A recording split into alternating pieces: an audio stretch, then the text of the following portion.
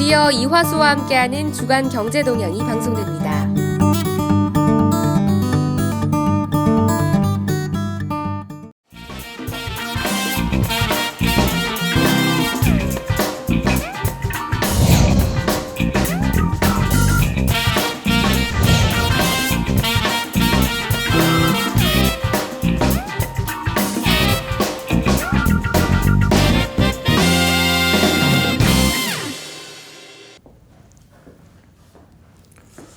안녕하십니까 KTV 시청자 여러분, 주간 경제동향의 이화수입니다.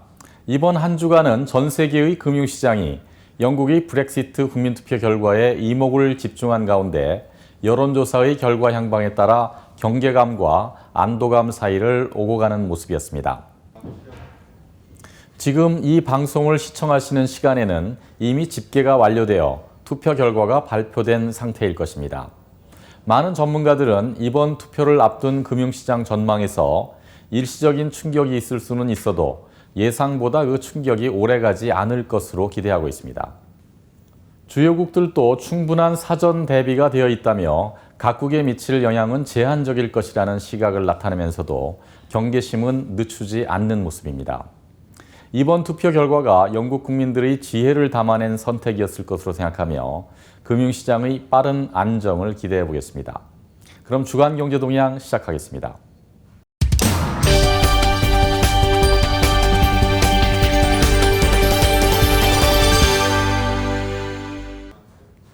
주간 경제 뉴스 중에 주목할 만한 소식을 되짚어보는 위클리 이코노스파 시간입니다. 인도네시아 채권 시장에 대한 해외 투자자들의 관심이 지속되고 있는 것으로 나타났습니다. 특히 인도네시아 정부 채권에 대한 투자가 증가하고 있다고 인도네시아 채권평가사 IBPA가 밝혔습니다. IBPA의 최신 자료에 따르면 올해 들어 지난 5월까지 채권 투자 수익은 9.79% 증가한 것으로 나타나 지난해 같은 기간의 2.84%와 비교하여 큰 폭의 증가세를 나타낸 것으로 조사됐습니다. 이렇게 양호한 수익을 거두고 있었던 것은 금리가 낮아졌기 때문인데요. 일반적으로 채권 투자는 금리가 낮아지면 장내 현금 흐름에 대한 할인율이 낮아지면서 채권의 매매 가격이 올라가게 되고 이것이 수익률의 상승을 견인해내게 됩니다. 그간 금리의 하락을 가져온 배경으로는 중앙은행이 기준금리 인하 카드를 꺼낼 수 있도록 낮은 수준에서 유지되고 있는 인플레이션율과 안정적인 모습을 보이고 있는 루피아 환율을 들 수 있습니다. 지난주 인도네시아 중앙은행이 기준금리를 전월 대비 0.25%포인트 인하된 6.5%로 낮춰서 운영하기로 결정한 것도 현재 3%대에 머물고 있는 인플레이션율을 고려한 것으로 전문가들은 판단하고 있습니다. 마이너스 금리 수준을 보이고 있는 일본과 유럽의 여러 나라와 비교하여 볼 때 여전히 높은 수준에 있는 개발도상국 채권에 대한 이러한 투자 선호 현상은 정부가 발행한 국채에 대한 입찰 참여도를 통해서도 확인할 수 있었습니다. 인도네시아 정부 발행 채권에 대한 입찰 수요는 지난 1월부터 5월까지 약 393조 루피아 수준까지 확대되면서 지난해 같은 기간의 338조 루피아보다 약 55조 루피아 증가된 모습을 보였습니다. 현재 인도네시아 정부 채권 중 외국인 투자자의 비율은 38.3%로 높은 수준을 나타내고 있습니다. 한편 인도네시아 회사채 시장의 경우 올해 발행량이 약 27조 루피아로 전년 같은 기간의 24조 루피아 대비 소폭 증가하는 데 그친 것으로 나타났습니다. 외국인 투자자의 비중도 전체 발행 잔액의 6.66%에 그치며 전년도의 7.13%보다 오히려 축소된 모습을 보였습니다. 채권 시장 전문가들에 따르면 기업들이 자금 조달 수단으로서 채권 발행보다는 은행 대출을 선호하는 이유로 대출을 이용할 경우에는 회사의 정보를 공개할 필요가 없다는 점을 들고 있습니다. 인도네시아의 가족 경영 회사 대부분의 경우 회사에 관련된 세부 정보의 공개에 대하여 달가워하지 않는다는 것입니다. 이러한 이유로 인도네시아에서 회사채 발행 시장이 활성화되기까지는 시간이 좀 더 필요할 것으로 보여집니다. 지난 21일 뉴욕에서 열린 상원에 대한 통화정책 보고에서 자넷 옐런 미국 연방준비제도 의장이 미국 경제와 고용 그리고 인플레이션에 대하여 비관적인 시각을 드러냈습니다. 옐런 의장은 경제 성장의 회복 여부를 잘 판단하여 경기 부양을 뒷받침할 수 있도록 통화 정책을 유지할 것이라고 말하면서 경기 전망과 관련해서는 상당한 불확실성이 자리 잡고 있다고 밝혔습니다. 또한 소비자 지출과 투자가 후퇴할 수 있으며 생산성 둔화가 임금 상승 및 소득 창출에 걸림돌로 작용할 수도 있다고 경고하였습니다. 최근 수년간 나타난 생산성 저하가 장기적으로 이어질 수 있다는 주장이 현실화될 가능성을 배제할 수 없다는 것입니다. 이는 경제 성장에 대하여 자신감을 드러냈던 지난 수년간의 전망과는 달리 저성장이 장기화될 가능성에 무게를 둔 것으로 시장은 해석하고 있습니다. 다만 옐런 의장은 구체적인 시기를 밝히지 않은 채 점진적인 금리 인상 계획을 유지할 생각임은 재확인을 하였습니다. 다음에는 주간 경제 지표를 정리해 드리겠습니다.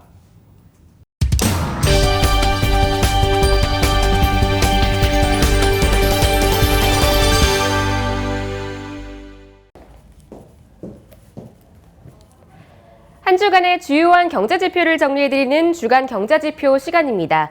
먼저 환율 관련 소식부터 전해드리겠습니다. 루피아화 환율은 6월 23일 미달러당 13,255루피아로 종가 기준 전주 대비 110루피아 하락하면서 마감했습니다. 이번 주 영국의 브렉시트 국민투표 결과에 대한 불확실성 지속으로 장중 유동성이 축소된 가운데 이 시장의 관망 심리가 확산되면서 지난주 상승폭을 대부분 되돌리는 모습으로 마감했습니다. 원화 환율은 전주 대비 21.2원 하락한 1,150.2원으로 마감했습니다.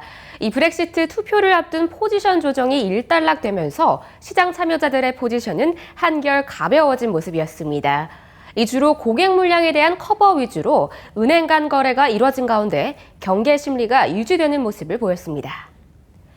100루피아당 원화는 6월 23일 8.68원으로 전주 대비 0.13원 하락하면서 루피아 대비 원화의 상대적 강세를 반영했습니다. 다음은 채권과 주식시장 관련 소식입니다. 인도네시아 통화표시 10년물 국채는 6월 23일 7.66%로 마감하면서 전주 대비 보합 수준을 유지했습니다. 이 추가적인 방향성 재료의 공백이 지속된 가운데 금리 상하단 모두 견조하게 지지되는 모습을 나타냈습니다. 종합주가지수는 6월 23일 4,874포인트로 전주 대비 60포인트 상승하면서 다시 상승세로 돌아섰습니다. 거래량은 하루 5조 루피아에서 6조 5천억 루피아 수준을 기록했습니다. 지금까지 주간경제지표였습니다.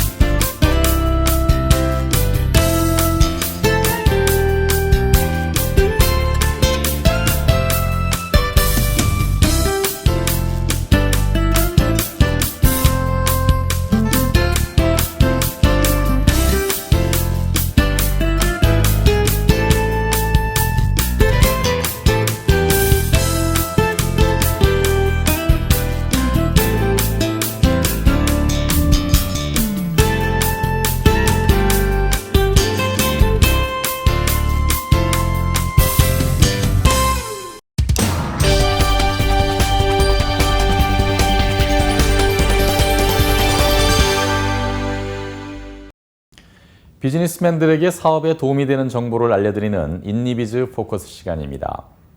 인도네시아에서는 이용요금이 저렴한 오토바이가 인기 있는 교통수단으로 활발하게 이용되고 있습니다. 오토바이는 직장인들이 출퇴근을 하거나 학생들이 등하교를 할 때 이용하는 저렴한 이동수단이기 때문에 많은 사람들에게 중요한 재산으로 간주되고 있습니다. 또한 오잭 서비스를 통하여 많은 사람들이 생계를 이어가고 있기도 합니다. 이러한 이유 때문에 오토바이 등록 대수는 인도네시아에서 경제 상황을 측정하는 중요한 척도로 활용되고 있습니다. 지난 1998년 아시아 금융위기 때 3년 동안 연간 오토바이 판매량이 100만 대 이하로 급감한 적이 있었습니다. 그러나 2008년 금융위기 때에는 연간 판매량은 전년 대비 6%가 감소한 580만 대를 일시적으로 기록한 이후 이듬해부터 빠른 회복세를 나타낸 바 있습니다. 글로벌 경기 침체의 영향으로 현재 인도네시아의 오토바이 산업이 다시 어려운 시기를 겪고 있습니다. 인도네시아 오토바이 산업협회, 즉 AISI에 따르면 2015년 연간 판매량은 전년 대비 20%가 하락했으며 이는 최근 15년 동안의 가장 큰 감소폭이었습니다. 최근 정부가 GDP의 약 50%를 차지하고 있는 민간 부문의 구매력 약화 등을 이유로 올해 경제 성장률 목표를 5.3에서 5.1%로 하향 조정한 바 있습니다. 이를 반영하여 오토바이 업계의 매출 전망도 함께 줄어들 것으로 보여집니다. 대부분의 국민들이 생활 필수품 구매를 제외한 2차 소비를 억제하고 있는 상황에서 오토바이 업계는 고잭이나 그랩과 같은 앱 기반 운송 서비스를 제공하는 업체들로부터의 수요 창출에 집중하고 있는 상황입니다. 고잭의 경우 전국적으로 약 20만 명의 기사를 확보하고 있는 것으로 알려져 있습니다. 대학생들 또한 잠재적인 고객으로 간주되며 많은 교육기관들이 위치한 도시에서의 오토바이 판매량 증가를 업계는 기대하고 있습니다. 매년 신입생들의 유입으로 오토바이 수요가 지속적으로 발생하기 때문입니다. 정부는 소고기의 가격 안정을 위하여 10여 개 회사들이 재고로 확보하고 있는 냉동 쇠고기 5,810톤을 대여받아 라마단 기간의 마지막 2주 동안 소비자들에게 직접 공급할 예정이라고 발표하였습니다. 지난 월요일 암란 슬라이만드 농업부 장관은 현재 1,000마리의 생우를 추가로 확보하고 있으며 필요할 경우에는 도축을 해서 시장에 추가로 공급할 예정이라고 설명하였습니다. 또한 킬로그램당 8만 루피아 이하로 판매할 예정이라는 말을 덧붙였습니다. 현재 인도네시아에서 판매되는 쇠고기 가격은 킬로그램당 지역별로 10만 루피아에서 13만 5천 루피아 수준입니다. 농업부가 발표한 세부 계획에 따르면 라마단 기간의 마지막 2주간 무역부, 산업부, 자카르타 경찰청 등에서 쇠고기가 공급될 예정입니다. 정부는 이를 위해 쇠고기를 빼떼 아그로 보가 우따마 등의 회사로부터 대여하는 방법으로 조달하였습니다. 전국 육가공 회사 협회인 남바에 따르면 이들 회사들은 라마단 기간이 종료되는 다음 달에 사용하기 위하여 보유하고 있는 쇠고기 재고분을 정부에 대여하였다고 발표했습니다. 따라서 이들 업체는 다음 달 사용 예정인 소고기의 추가 수입과 관련하여 신속한 수입 허가를 정부에 요청하고 있습니다. 소고기에 대한 수요는 꾸준하게 증가하고 있는 추세로 특히 금식 기간 동안 수요는 더욱 증가한다고 합니다. 그러나 정부의 수입 허가 지연 때문에 공급이 부족하여 올해 소고기 가격은 폭등을 하였습니다. 지난주 토마스 름봉 무역부 장관은 올해 초 연간 수요량을 감안하여 한꺼번에 생우 65만 톤에 대한 수입을 허가했어야 했다고 말했습니다. 실제로 무역부가 올해 초 12만 톤에 대한 소고기 수입만을 허가하며 올해 전국적으로 공급 부족 현상이 초래된 것으로 파악되고 있습니다. 세무당국은 정부의 세금 징수 활동을 강화하기 위하여 세금 미납자에 대한 법 집행 수단을 강화할 것이라고 밝혔습니다. 재무부 산하 세무국은 이달 초까지 413조 루피아, 미화로 약 309억 불 상당의 세금을 거뒀다고 발표하였는데 이는 올해 세수 목표의 30.4%에 해당하는 수준입니다. 세무당국은 연말까지 남은 6개월 동안 올해 세수 목표를 달성하기 위하여 구금을 포함한 강제수단의 적용을 확대하기로 결정하였다며 강력한 의지 표명 차원에서 330개 세무서에 각각 최소한 2명의 세금 미납자를 적발하여 체포 및 구금하도록 하는 목표를 설정할 예정이라고 밝혔습니다. 세무당국이 발표한 자료에 따르면 6월 기준 25명의 세금 미납자가 구금 중이며 이들의 세금 연체액은 1,060억 루피아라고 합니다. 자카르타에서는 3명의 세금 미납자가 구금 중이고 세금 연체액은 46억 루피아라고 합니다. 세무당국은 세금 미납자에 대한 감시 활동을 강화하기 위하여 4천여 명의 감사 공무원을 전국에 파견하여 세무 관련 자료를 점검하도록 하고 있습니다. 이러한 내부적 노력 외에 경찰청과 체결된 협약에 따라 법 집행과 관련한 협력을 더욱 강화할 것이라고 설명하였습니다. 관련 규정에 따르면 체납 세금을 징수하는 등의 업무를 수행하는 세금 징수관은 경찰의 도움을 받을 수 있도록 되어 있습니다. 한편 하리야디 숙감단이 인도네시아 경영자 협의회, 즉 아핀도 의장은 세무당국의 이러한 노력들로 사업가들이 세금을 신고 납부하는 공정한 경쟁 환경이 조성되고 정부의 납부 기반 확대에 도움이 될 것이라며 지지 의사를 밝혔습니다. 한국의 서해 5도 해역 내에서 중국 어선의 불법 조업이 10년 넘게 계속되고 있어 사회적 문제가 되고 있습니다. 이들 중국 어선의 대부분은 서해 5도와 거리가 가까운 중국 랴오닝성 동북 사망인 따렌, 동강, 단둥에서 출항한 선박들입니다.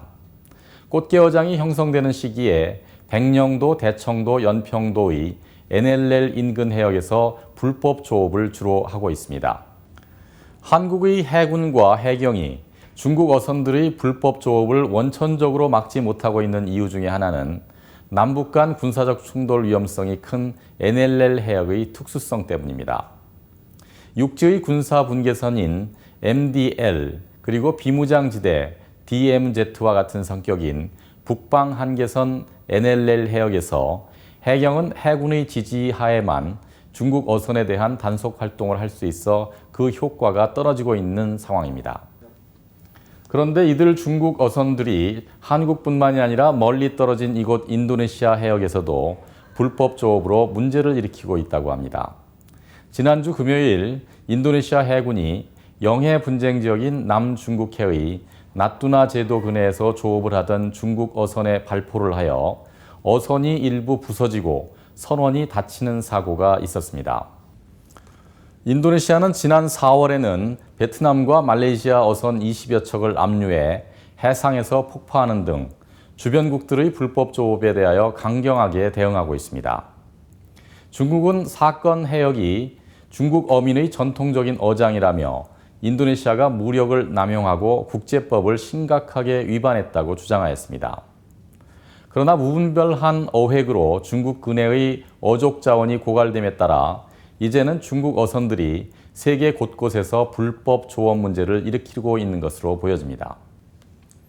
중국도 치어의 남획 금지를 포함한 연간 어획량 관리와 더불어 국제수산자원 보호 활동의 중요성을 인식하여 자국 어선의 불법 조업을 방지하는 방안을 관련국들과 협의하는 자세가 필요할 것으로 생각됩니다. 행복한 주말 되시기 바랍니다. 시청해주신 여러분 감사합니다. Do do do do do